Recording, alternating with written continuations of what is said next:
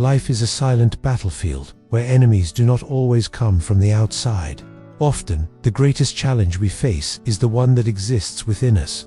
How do we react when we are knocked down? When the plans that sustain us fall apart? When everything seems lost and the future becomes a distant shadow? It is in moments like these, when darkness surrounds us, that our true character is revealed.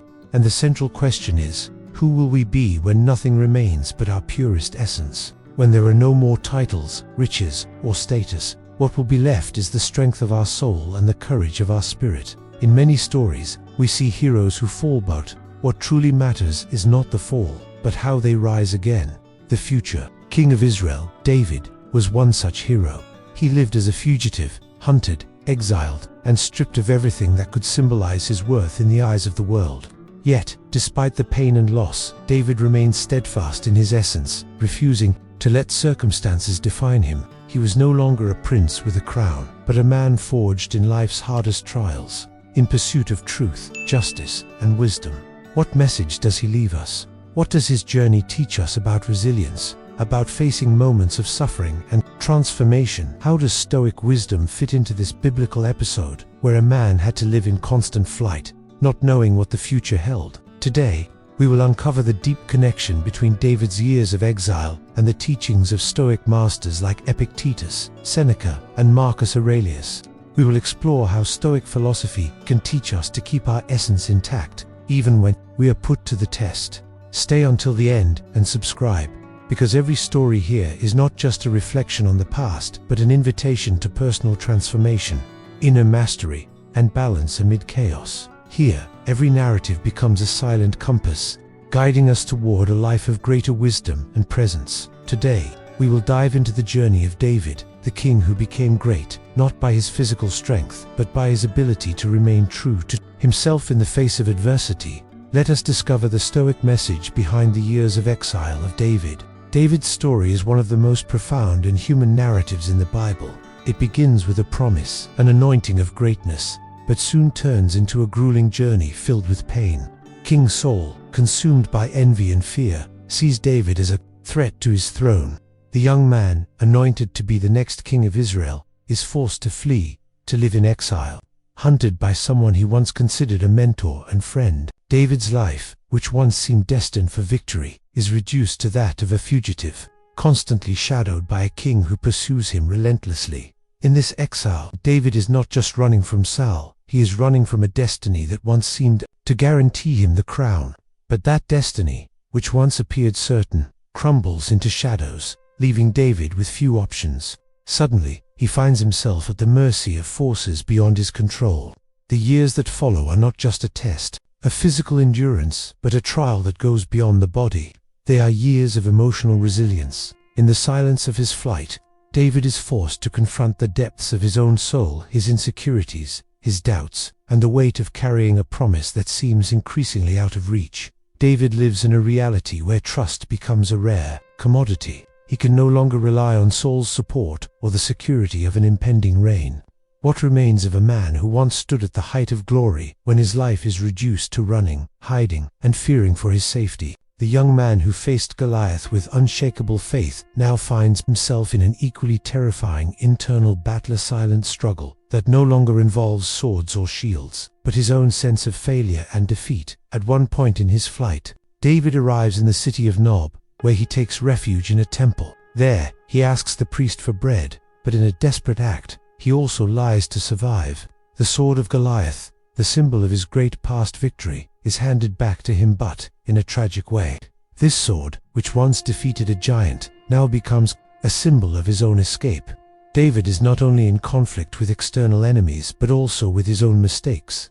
The sword, which once represented his faith and courage, now represents his internal struggle, the shame and doubt he faces. He is at the mercy of the choices he has made, and those choices, however painful, are unavoidable. David is not just fleeing from Saul, he is fleeing from his own failures, from the weight of a promise that seems increasingly unattainable. During these years of exile, he feels the burden of responsibility on his shoulders.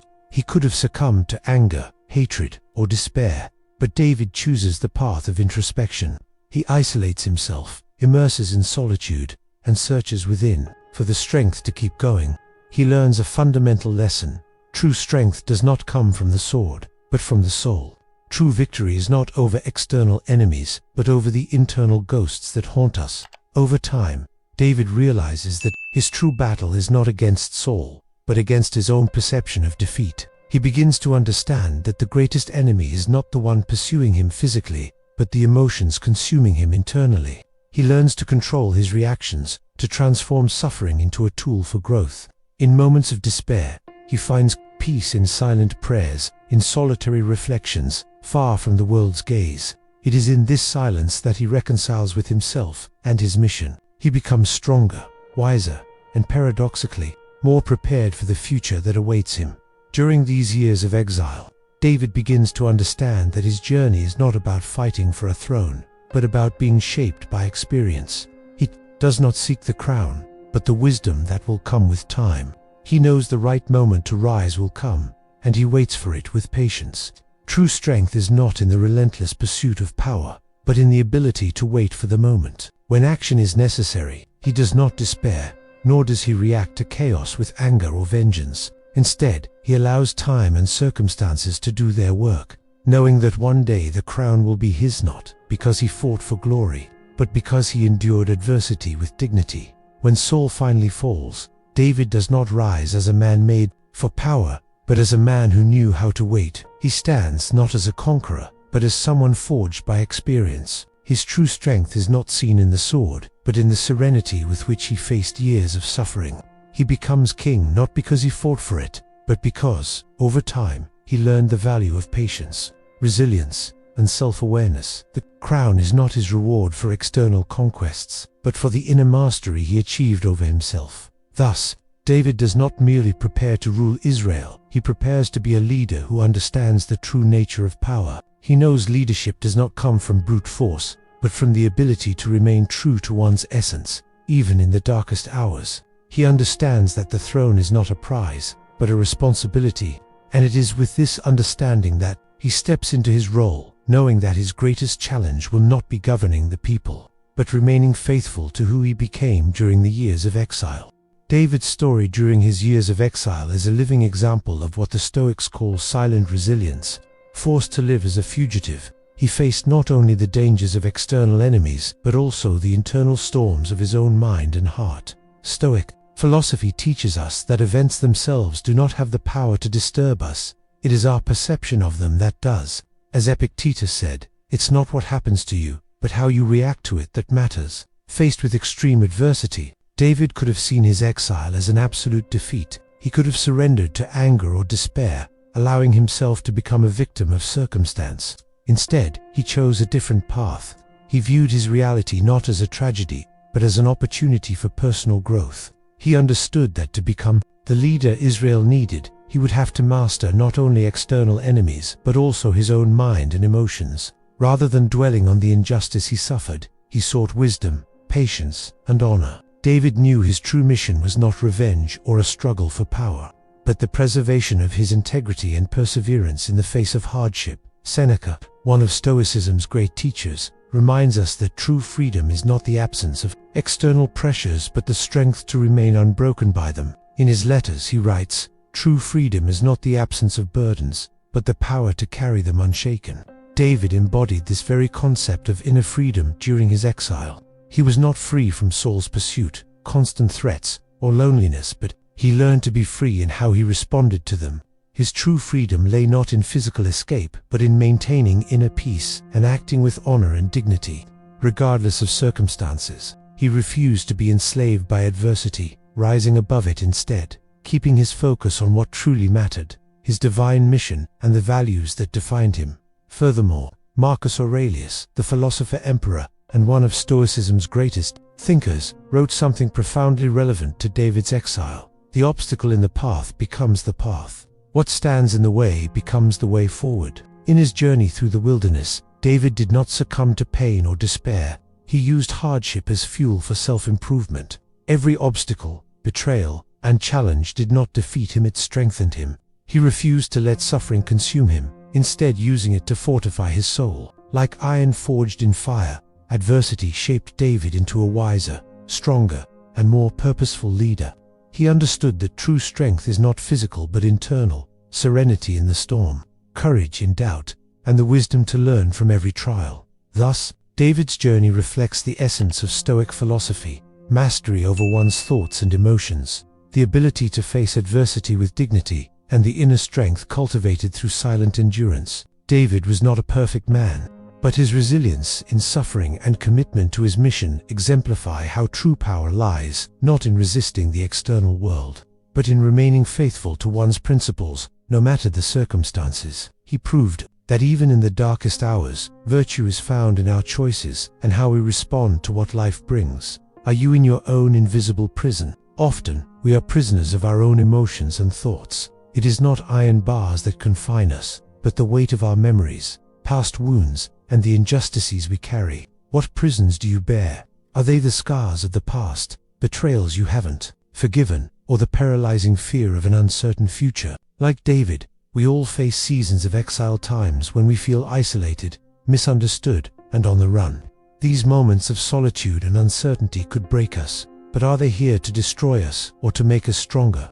David's exile was marked by betrayal, injustice, and life in the shadows, never knowing what the future held. Yet he realized something many of us miss: suffering can be a tool for transformation. So ask yourself, how are you responding to your own suffering? Is it consuming you, or are you using it to grow? Who betrayed you, and have you truly forgiven them? Letting go of bitterness is hard, but like David, perhaps freedom is found in silence. Anger, resentment, and grudges are invisible chains that bind us to the past. When we refuse to forgive, we hold the keys to our own prison. Are you letting these emotions rule your life? Or like David, can you find strength in stillness and self-mastery? Is the silence you fear actually your training ground? We often avoid silence because it forces us to confront our fears and insecurities. Yet it is in silence that we find our deepest answers. When we sit alone with our thoughts, free from distraction, clarity emerges. David's years of exile were not weakness, they were strength in waiting. He knew the right moment would come, and patience was necessary. He refused to act in haste or despair. Are you, too, waiting for the right time? Or are you merely enduring, unaware that this season is shaping you? The waiting period is where we are forged. What some call exile or wilderness may actually be the fertile ground where our greatest virtues take root. Patience, wisdom, resiliencies are born when we resist impulsive reactions and learn from pain and silence. Sometimes, adversity is not just an obstacle but a disguised opportunity. It tests us, refines us, and makes us stronger. So instead of fearing your seasons of exile, perhaps it's time to embrace them. They are part of your journey toward wisdom. The question remains, are you using this waiting period to prepare for what's ahead? Or are you merely passing time, missing the lessons life is offering? Like David, true strength lies in waiting, with faith knowing that the wisdom gained in exile will shape the future you are meant to lead. This powerful statement reminds us that true wisdom lies not in avoiding hardship, but in learning to honor it. Like David, we are all shaped by life's adversities. Difficulties are not a curse, they are a disguised opportunity, a chance to grow, transform, and ultimately find strength where weakness once prevailed. Every challenge we face, every internal and external battle, prepares us for something greater, deeper, and more meaningful. Suffering is not the end, but the beginning of a new journey of self-discovery and resilience. When we understand this, we realize that hardships, rather than destroying us, can set us free. If this story has touched something deep within you, if David's journey has sparked reflection on your own life, consider following this channel. Here, every story is not just a recount of the past, but a silent compass for the soul, guiding us toward self-mastery, timeless wisdom, and true inner freedom. This channel is a space for those who seek to transform their struggles into sources of personal growth and inner peace. Subscribe, and let's continue this journey of discovery together. Let's explore how to live with greater strength, serenity, and wisdom with each new challenge life presents. Because true transformation begins when we choose not to flee from difficulty, but to face it with courage, patience, and an open mind. The path may be long, but in the end, it will lead us to our strongest and wisest selves.